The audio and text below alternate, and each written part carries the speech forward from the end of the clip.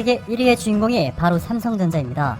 그동안 삼성전자가 스마트폰, 반도체, 가전제품 등의 분야에서 비약적인 발전을 이루면서 샤프, 도시바를 비롯한 수많은 일본 기업들이 경쟁에 밀려 아직까지도 글로벌 시장에서 발전 없이 이리저리 떠돌고 있습니다.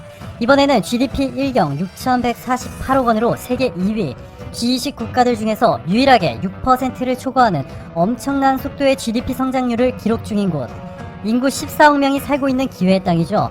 바로 중국에서 일본 기업들이 삼성 때문에 얼마나 심각한 위기에 놓여 있는지에 대한 정확한 팩트들을 준비해 보았습니다. 한국의 삼성, LG 디스플레이, 그리고 중국의 BOE가 글로벌 디스플레이 시장을 장악해버리자 일본의 디스플레이 회사들이 전부 몰락해버리고 유일하게 남은 회사가 바로 재팬 디스플레이, JDI입니다. 사실 재팬 디스플레이도 완전히 박살 날 뻔했지만 삼성에 대한 의존도를 낮추려는 애플이 JDI의 아이폰용 LCD 패널 공급을 맡기기로 하면서 기사회생으로 몰락만큼은 피할 수가 있었습니다.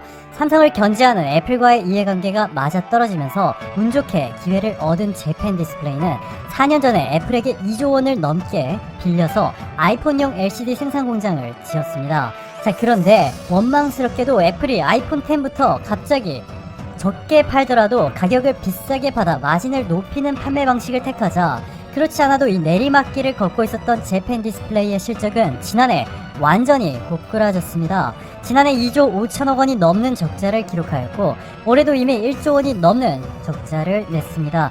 여기에 애플에게 빌린 돈 중에 1조 원 이상을 아직까지도 갚지 못하고 있는 것으로 알려졌습니다. 정말 최악이죠. 중국의 화웨이도 재팬 디스플레이의 주요 고객이었습니다. 그런데 1차적으로 미국 정부가 화웨이에 이례적으로 강한 수준의 글로벌 제재를 가하자 화웨이 판매가 급감하며 재팬 디스플레이의 디스플레이 판매도 자연스럽게 폭락했습니다. 여기다가 이제는 화웨이가 새로운 스마트폰 OLED 디스플레이를 삼성으로부터 단독으로 공급받기로 했다는 소식이 전해지면서 재팬 디스플레이는 완전히 넉다운 되어버렸죠. 화웨이는 지난 19일 독일에서 새로운 스마트폰 화웨이 메이트 30을 공개하였는데요. 삼성전자를 유일한 공급 회사로 선정하였습니다. 일본의 재팬 디스플레이는 당연히 선택을 받지 못했고 심지어는 중국의 대표 디스플레이 업체 BOE도 제쳐두고 삼성에 올인한 것이죠. 중국의 IT 전문 미디어인 실리콘밸리 분석사에 따르면 메이트 30에는 6.62인치의 삼성 OLED 스크린이 메이트 30 프로에는 좀 더 큰 6.53인치 삼성 OLED 스크린이 장착됐다고 전해졌습니다. 이미 40%가 넘는 점유율로 세계 1위를 기록하고 있는 삼성 디스플레이와 12%까지 추락한 재팬 디스플레이의 격차가 더욱더 벌어질 수밖에 없는 것이 삼성 디스플레이는 이미 LCD의 다음 버전이 OLED 시장에서 80% 이상의 압도적인 점유율과 대규모 생산 라인을 이미 갖춘 반면 재팬 디스플레이는 몇 년 후면 새로운 모델에는 전혀 사용되지 않게 될 LCD에만 올인하였기 때문이죠. IHS 마켓에 따르면 올해 1분기 삼성 디스플레이의 스마트폰용 OLED 패널 점유율은 86.37%.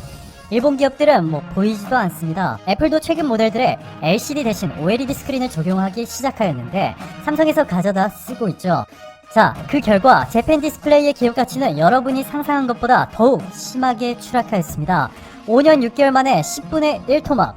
그러니까 여러분들이 만약 5년 6개월 전에 재팬 디스플레이 주식에 1억 원을 투자했다면 지금 여러분의 잔고는 1,000만 원도 안 될 겁니다.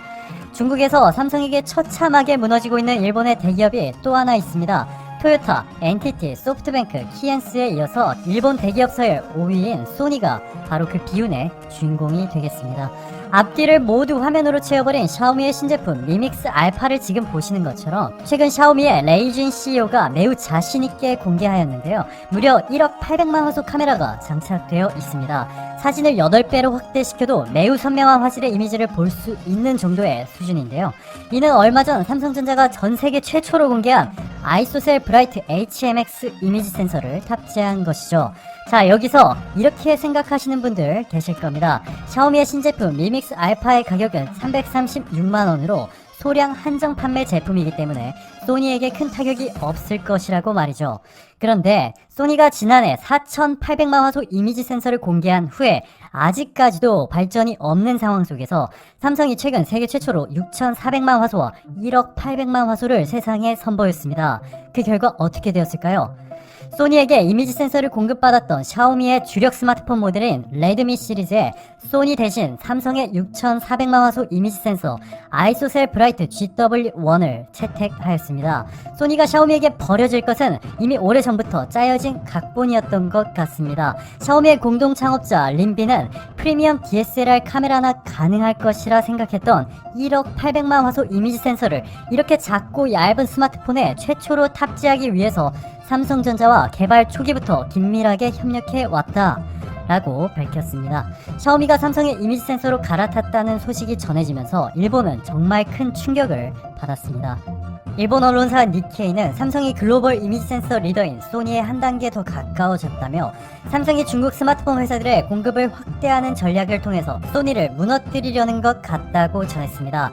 더욱 충격적인 것은 이번에 소니에서 삼성의 이미지 센서로 갈아탄 중국의 스마트폰 회사는 샤오미뿐만이 아니라는 것이죠. 삼성, 화웨이, 애플, 샤오미에 이어 세계 스마트폰 공동 5위를 기록 중인 중국의 오포도 소니의 이미지 센서를 사용하다가 최근 삼성으로 바꾸어 버렸습니다. 중국에서 가장 많이 팔리고 있는 스마트폰 브랜드를 보시면 화웨이가 37%로 1위, 오포가 2위, 비보 3위, 샤오미 4위로 중국 스마트폰 브랜드들이 휩쓸고 있습니다. 자국 기업들에 대한 애착이 매우 강한 시장인데요. 이 중에서 선택할 때 특히나 카메라 성능이 매우 중요한 선택 기준으로 알려져 있습니다. 이게 무슨 말이냐면요. 샤오미와 오포가 이미 소니의 4,800만 화소 이미지 센서에서 삼성의 6,400만 화소와 1억 800만 화소 이미지 센서로 갈아탔고 머지않아서 중국의 화웨이, 비보도 삼성의 이미지 센서로 바꿀 수밖에 없는 상황이라는 것입니다. 향후 소니는 중국 시장에서 이미지 센서를 거의 팔지 못하게 되는 상황까지 올 수 있다는 것인데 이 상황은 소니 입장에서는 정말 심각한 위기입니다. 소니는 이미지 센서로 1년에 7조 원에 가까운 매출액을 기록하고 있는데요. 전 세계 점유율 50%에 달합니다. 이렇게 글로벌 시장을 장악할 수 있었던 것이 중국 스마트폰 회사들의 거의 독점으로 이미지 센서를 공급하고 있었기 때문인데요. 중국 스마트폰들이 이렇게 고속 성장해주다 보니 자연스럽게 소니의 이미지 센서 사업이 비약적인 성장을 거둘 수가 있었습니다. 하지만 삼성의 개발 속도에 따라가지 못한 소니가 이제는 매우 중요한 중국 고객들을 삼성에게 빼앗기기 때문에 삼성의 1위를 내주는 것은 시간 문제겠죠.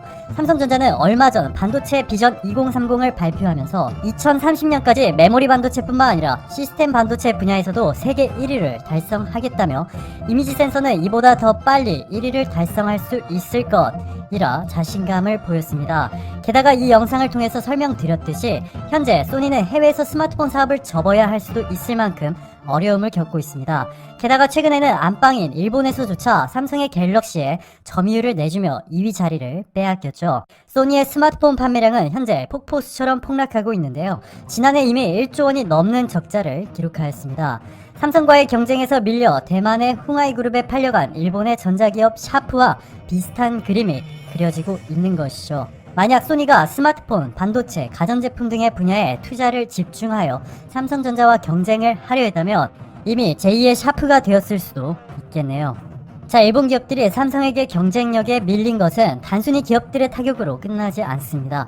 이는 일본 경제까지 위협이 되고 있는데 지금부터 그 이유를 보여드릴게요. 사실 일본이 가장 많이 수출하고 있는 국가는 미국이 아니라 중국이죠. 지난해 일본은 중국을 상대로 173조 원에 달하는 수출을 기록하였는데요. 이는 미국보다 4조 원 이상 많은 금액이었습니다. 그리고 중국에 무엇을 많이 수출하고 있나 살펴보면 자동차와 자동차 부품은 여기 보시는 것처럼 10% 정도밖에 되지 않고 대신에 반도체와 반도체 관련 장비 그리고 디스플레이 등 한국의 삼성과 SK하이닉스, LG가 글로벌 시장을 휩쓸고 있는 분야들이 상당히 많은 것을 확인할 수가 있습니다. 여러분들이 남겨주신 댓글들을 읽다 보니까 어쩌다가 한 번씩 이렇게 말씀해 주시는 것을 보았습니다. 최고 수익률의 동영상들을 보다 보면 당장이라도 일본이 망할 것 같다 라고 하시면서 한국과 일본이 싸우니 갑자기 일본 경제가 흔들리는 것은 조금 오바해서 말한 것 아니냐는 의견을 제가 보았습니다.